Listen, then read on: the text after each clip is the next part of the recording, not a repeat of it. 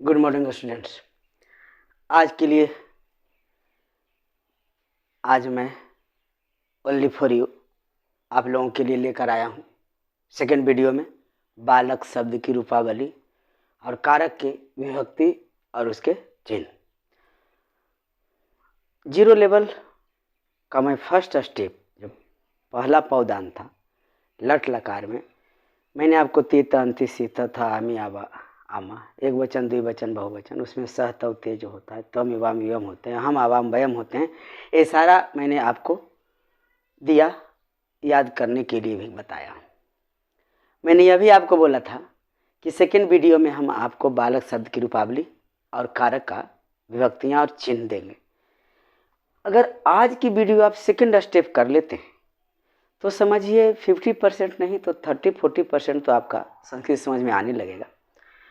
और आज ही आपको यह भी समझ में आ जाएगी कि संस्कृत में जो लेख आता है 8-10 नंबर का, वह भी आसानी से आप अनुवाद कर लेंगे, लेख लिख लेंगे।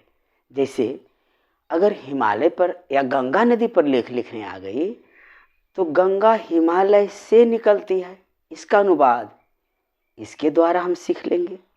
कवियों में कालिदास श्रेष्ठ थे, इसके द्वारा हम जान जाएंगे। तो कालिदास पर भी आता है लिखने के लिए लेख, प्रिय कवि पर, या तो फिर हिमालय पर आता है, गंगा पर आता है। ये सब प्रसिद्ध लेख हैं जो आते रहते हैं एग्जाम में। तो अगर हम अनुवाद बनाना सीखते हैं तभी संस्कृत हमें आसानी से समझ में आएगी। एक तो अनुवाद आएगा ही आएगा 8-10 नंबर का, लेख भी आ जाएगी। पत्र और आवेदन पत्र भी हम आसानी से लिख सकते हैं, क्योंकि पत्र तो हिंदी में हम लोग लिख लेते हैं। संस्कृत में थोड़ी टफ हो जाती है, क्योंकि संस्कृत उतने लोग ध्यान से नहीं पढ़ते हैं और न ही गार्जियन लोग संस्कृत का ट्यूशन वगैरह करवाते हैं। तो 10वां माह करके बच्चे को दिन में भी तारे नज़र आने लगते हैं कि संस्कृत में फेल करेंगे, कंपलसरी सब्जेक्ट है। वैसे तो सारा कंपलसरी है, 5 सब्जेक्ट में इंग्लिश छोड़कर, आपको बिहार बोर्ड की मैं बात कर रहा हूँ, इंग्लिश छोड़कर आपको किसी भी एक सब्जेक्ट में अगर क्रॉस लगती है, लेस देन 30 नंबर आ जाते हैं तो आपको क्रॉस लग जाती है, क्यों ना बाकी और 4 सब्जेक्ट में 100 हो, 100 मार्क्स आप ऑब्टेन किए हों। लेकिन अगर कोई एक विषय में 29 नंबर ले आए हों तो आपका रिजल्ट नहीं होता है। तो संस्कृत में मैं मात्र 30 वीडियो दूंगा, उससे ज़्यादा नहीं, और 90% प्लस, उससे 90+% मार्क्स आप अवश्य ले आएंगे, बस मेरे कहा अनुसार आप चलें। तो सेकेंड वीडियो में है कि आपका बालक शब्द की रूपावली है। तो बालक शब्द की रूपावली में एक वचन, द्विवचन और बहुवचन, जैसे पिछले वीडियो मैंने बताया था कि संस्कृत में 3 वचन होते हैं, एक वचन, द्विवचन और बहुवचन। वही मैं आपको क्लियर करवा दिया था कि एक वचन का परिभाषा, द्विवचन और बहुवचन का परिभाषा। यहाँ टाइम किल करने से तो कोई फायदा है नहीं। हमें देखनी है कारक। किसी भी वाक्य में कर्ता, कर्म यानी सब्जेक्ट ऑब्जेक्ट क्रिया के साथ जो संबंध सूचित करने वाले शब्द हैं उसी को हम कारक कहते हैं। जैसे मैं कलम से लिखता हूँ तो से जो शब्द है वह कारक का है। मैं बस से विद्यालय जाता हूँ, पेड़ से फल गिरते हैं, गंगा हिमालय से निकलती है। तो ये सारे कारक के शब्द हो गए। तो कारक में जो विभक्तियाँ हैं वे 8 हैं। कर्ता ने, कर्ता के ने हो गया, प्रथमा विभक्ति, द्वितीया, तृतीया, चतुर्थी, पंचमी, षष्ठी, सप्तमी और संबोधन। तो संबोधन को मैं ना लिया हूँ क्योंकि संबोधन का जो रूपावली होती है, रूप होती है, प्रथमा यानी कर्ता कारक में ही आ जाता है। मैं भी क्लियर करवाऊंगा, पहले इसको देख लीजिए। प्रथमा विभक्ति में कर्ता होती है, प्रथमा कारक में कर्ता विभक्ति में चिन्ह क्या है? ने। कर्ता ने आपाद कीजिए, कर्म को करण से, संप्रदान को के लिए, अपदान से यानी जुदाई के अर्थ में। मैं विद्यालय से आता हूँ तो जुदा हो रहा हूँ, तो अपदान कारक लगेगी। षष्ठी विभक्ति जो संबंध है, का के की। सप्तमी विभक्ति अधिकरण में पर, जैसे कवियों में सप्तमी विभक्ति हो गई। अब आइए इसे कैसे याद कीजिएगा? बालका, बालकौ, बालका, रटिए, सरल भाषा है, मधुर भाषा है आपका। बालकम बालकौ, बालकौ ही है, बालकान, बालकेन बालकाभ्याम बालकै, बालकाय बालकाभ्याम बालकेभ्य, बालकात बालकाभ्याम बालकेभ्य, बालकस्य बालकयो बालकानाम, बालके बालकयो बालकेषु। हे बालक, हे बाला, हे बालका, हे बालकौ, हे बालका। तो संबोधन नहीं भी दे सकते। वैसे भी संस्कृत में मूल रूप से 7 ही विभक्तियां होती है, कर्ता से सप्तमी विभक्ति तक, यानी प्रथमा से सप्तमी तक, कर्ता से अधिकरण तक। ये 7 विभक्ति आपको याद रखनी है। अब बालका बालको बालका इस प्रकार से आपको रट लेनी है। एक रूपावली कम से कम एक तो रटिए, बाद में 1-2 और याद करवाऊंगा, उससे ज़्यादा नहीं याद करवाऊंगा। फिर इसी में मैं आपको सूत्र दूंगा। उदाहरण व्याख्या करने के लिए सूत्र आता है। कोई 1 साल अगर नहीं दिया हो तो मैं ना कह सकता हूँ। प्रत्येक वर्ष लगभग देता है, 1 नहीं 2-2 सूत्र देते हैं। जैसे एनांग विकार, सहारते तृतीया, अपादाने पंचमी, ऐसा सूत्र है। कहता है उदाहरण व्याख्या करें। जैसे अपादाने पंचमी हो गई, जुदाई के अर्थ में अपादान कारक में, अपादान यानी जुदाई के अर्थ में अपादान कारक होती है, जैसे पेड़ से पत्ते गिरते।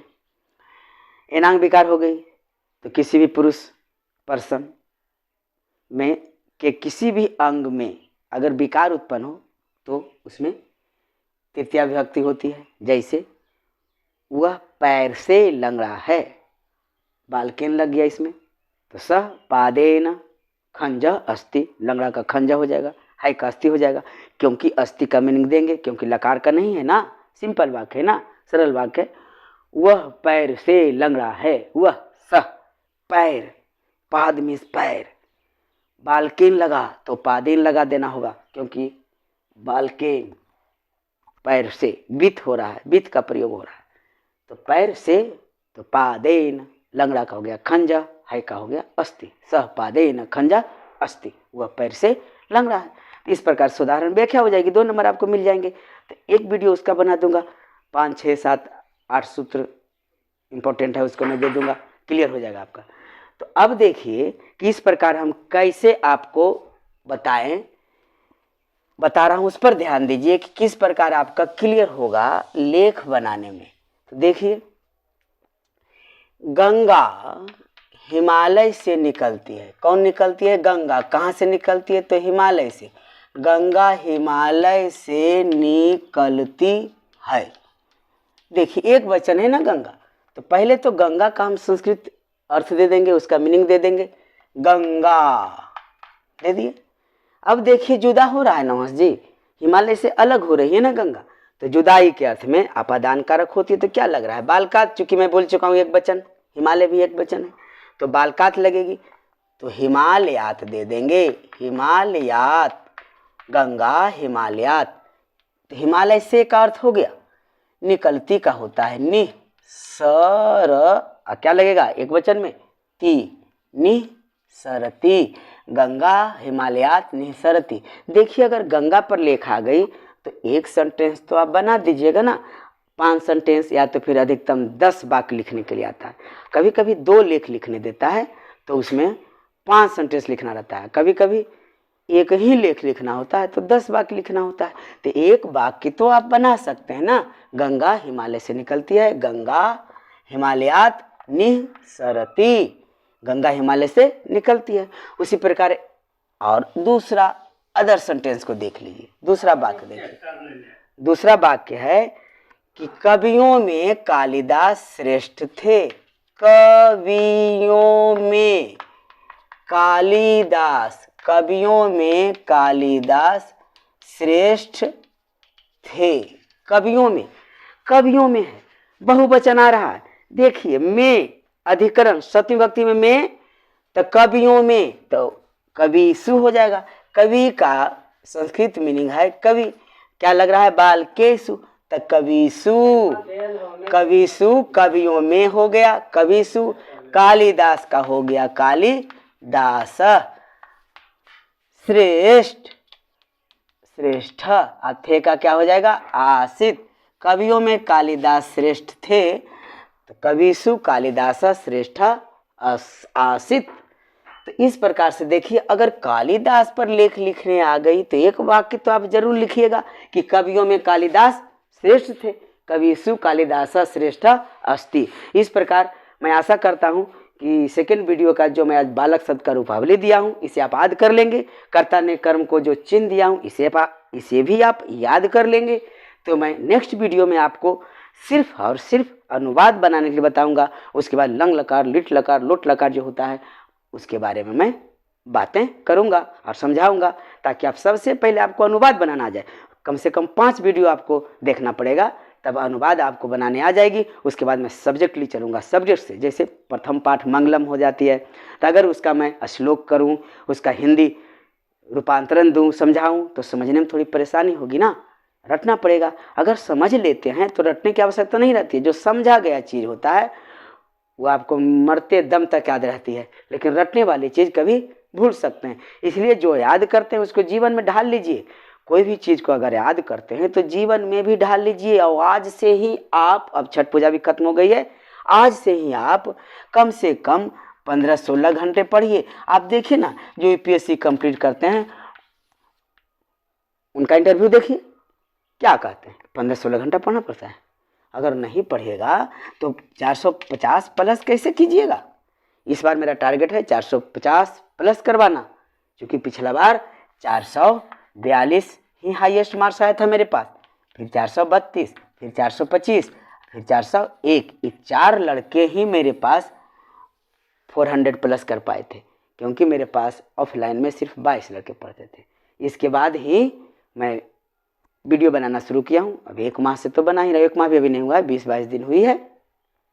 और जैसे आप लोग का थोड़ा कमेंट भी आ रहा है, लोग कह भी रहे हैं, कॉल करके भी बच्चे बोलते हैं, ऑफलाइन में बच्चे भी बोल देते हैं कि सर गैस कब दीजिएगा, क्योंकि पिछला बार मेरा दिया हुआ गैस क्वेश्चन बहुत ज़्यादा लड़ा था, वो मैं लास्ट में देता हूँ। नवंबर शुरुआत हो गई है, नवंबर के लास्ट में दे दूँगा सभी विषय का, क्योंकि अगर मैं अभी उसको दे दूँ तो कितने लड़के ऐसे भी होंगे जो कि फास्ट फूड खाने वाले जो पसंद करते हैं ना, वो तुरंत सोचेंगे कि बुक कौन पढ़ता है जी, पूरा मटेरियल कौन पढ़ता है, सर का दिया हुआ लड़ता ही है, हम उसी को अध्ययन कर लेते हैं ना, काम उसी से काम हो जाएगा, उतना से नंबर आ जाएगा, पास कर ही जाएंगे। वो आपके लिए उपयोगी नहीं है ना, वो उपयुक्त नहीं है तो नहीं है। अगर गैस कोई सर करवा दे रहे हैं, मैं भी करवा देता हूँ, तो लास्ट में इसीलिए करवाता हूँ ताकि आप सबसे पहले तो पूरा बेसिक कंप्लीट कर लीजिए, हर एक पॉइंट को तो जानिए जो कि आपको लाइफ में कंपटीशन में काम देगी।